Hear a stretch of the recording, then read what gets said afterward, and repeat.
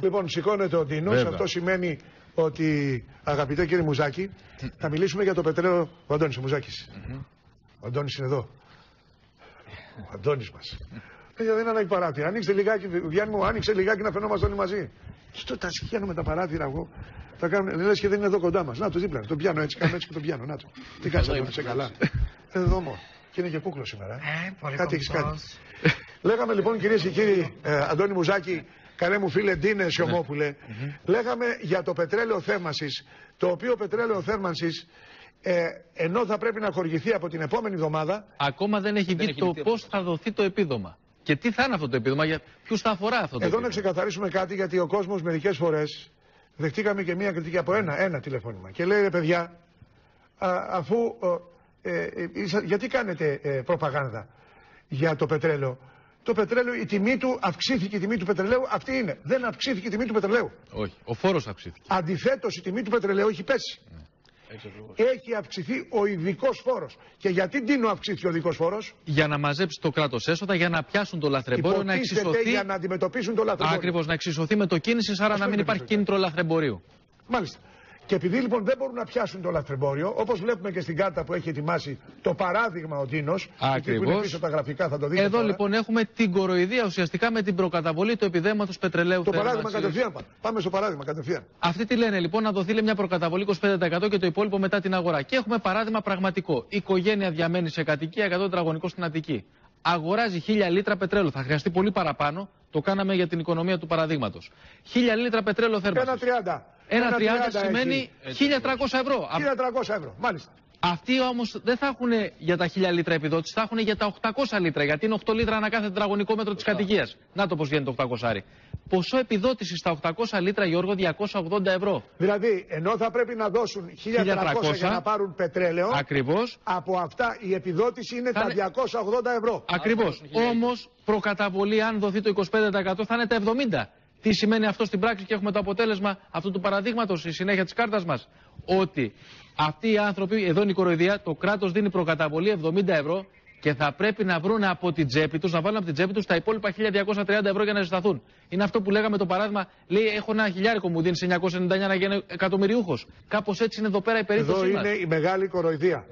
Η λύση είναι μία. Κατάργηση του ειδικού φόρου. Και θα δείτε ότι αυτοί οι άνθρωποι θα μπορούν να πάρουν πετρέλαιο φτηνό για όλα τα, για όλο το πετρέλαιο, για όλα τα λίτρα που θέλουν. Έπρεπε να το είχαν δει από πέρσι. Γιατί έφαγαν τα μούτρα τους εισαγωγικά, υπό την έννοια ότι δεν μάζεψαν σε καμία περίπτωση αυτά που προσδοκούσαν. Και παρόλα αυτά εξακολουθούμε να κρατάμε τους ειδικούς φόρους κατανάλωσης σε πολύ υψηλά επίπεδα. Το πρόβλημα λοιπόν ποιο είναι?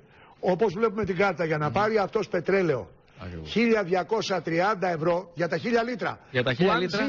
Αν ζει στο δημότικο, θέλει 4-5.000 λίτρα. Θέλει 3.000, 4.000. Και παραπάνω. Θα πάρει 70 ευρώ προκαταβολή. Ναι. Και πού να βρει από τα 1.230, άμα βγάλει τα 70, δεν έχει κάνει όλες τις πλάξεις για να το καταλάβουμε, θα βρει 1.160. Όχι, είναι 1.300 τα λεφτά που θα πληρώσει. 1.300. Με τα 1.230 για να πάρει το πετρέλαιο δεν θα βρει. Αυτό είναι το ερώτημα. Πού? Όταν έχει μισθό 800 ευρώ. Αυτό είναι που δεν μπορεί να καταλάβει, κατάλαβες. Γι' αυτό το ρωτάς τον άλλο. Ρε, εσύ έχεις ζήσει με 800 ευρώ, με 500, με 400, έχεις ζήσει με 300. Όταν δεν έχεις ζήσει και όταν τα μεγέθη λόγω των μισθών σου και των περιουσιακών σου στοιχείων, αυτά είναι παιχνιδάκια, δεν μπορείς να καταλάβεις και τον πόλεμο του αλουνού. Και ξέρεις, όταν του το λες, σου λέει λαϊκίζεις. Λαϊκισμός είναι αυτός. Θέλει 1,5 μισθό για να βάλει πετρέλαιο. Λαϊκισμός είναι αυτός. Και δεν θα του φτάσει. Και εμείς δεν ασχολούμαστε τώρα με τη Χρυσή Αυγή. Ασχολούμεθα με το πρόβλημα που απασχολεί αυτή τη στιγμή το 60-70% των ελληνικών νοικοκυριών. Αυτό ακριβώς. Γιατί δεν μπορώ να το καταλάβω. Και πέρσι που συνισχύστηκε αυτή η πολιτική, το κράτος πόσα έχασε? Πάνω από 300 εκατομμύρια. Πάνω από 300 εκατομμύρια. Δεν ζεστάθηκαν οι Έλληνες, πάγωσαν, Αντώνη. Πάγωσαν και το θέμα θα είναι μεγαλύτερο φέτος. Αν τυχόν, όπως μας λέει ο κύριος Αρνιακός, το χειμώνας είναι βαρύτερος. Ποιος χειμώνας? Λοιπόν, καταλαβαίνετε τι θα συμβεί. Προσέξτε, πάγωσαν οι Έλληνες. Είχαμε την περιβαλλοντολογική καταστροφή γιατί και έκανε καναπέδες, το ένα, τ' άλλο. Και το κράτος έχασε λόγω της μείωσης της κατανάλωσης, γιατί δεν έπαιρναν πετρέλαιο, το ίδιο συμβεί και φέτος, 270 εκατομμύρια ευρώ. Και αν έχασε 270 εκατομμύρια ευρώ πέρσι και 270 εκατομμύρια ευρώ φέτος, 540 δηλαδή, να τα λεφτά που θα μαζέψουν από τις συνταγές στο φαρμακείο με 1 ευρώ χαράτσι. Τα βρήκα εγώ. Τα βρήκα. Κύριοι, θέλετε να μην βγάλετε χαράτσι στον κόσμο και να παίρνει και φθηνό πετρέλαιο και να έχετε και αυξημένα έσοδα? Μειώστε τον φόρο κατανάλωσης. Τον ειδικό φόρο. Που τον κάνουν για να αντιμετωπίσουν καμιά δεκαριά λαθρέμπορους. Λοιπόν, τα σενάρια, τα πιθανά, ποια είναι για τώρα αυτά που παίζουν? Γιατί βλέπω εφημερίδες ο καθημερινά λέει για το πετρέλαιο θέρμανσης. Θα δείξουμε για τις ζώνες, να δείξουμε λοιπόν αυτό τι συμβαίνει. Εδώ λοιπόν είναι το βασικό σενάριο, ότι θα αυξηθεί το επίδομα από τα 28 λεπτά που ήταν πέρσι να πάει στα 35 αναλύτρο. Υπάρχει μια πιθανότητα να μειωθεί ο ειδικός φόρος κατανάλωσης λιγότερο και να υπάρχει αυτό να είναι στα 33 λεπτά. Αλλά αυτό είναι ένα σενάριο. Παραμένουν όμως, αυτό είναι το πολύ σημαντικό, τα γεωγραφικά κριτήρια. Στο δεύτερο, και επίσης, στο πρώτο μέρος, παραμένουν, και αυτό είναι πολύ σημαντικό, στα περσινά επίπεδα γεωγραφικές ζώνες και τα λίτρα επιδότηση ανά τετραγωνικό μέτρο κατοικίας. Δεν μπορούν να καταλάβουν αυτοί οι άνθρωποι ότι εκτός από το Κολονάκι υπάρχει και η υπόλοιπη Ελλάδα. Όταν υπάρχουν άνθρωποι που δεν έχουν φύγει από το Κολονάκι ποτέ. Ποτέ.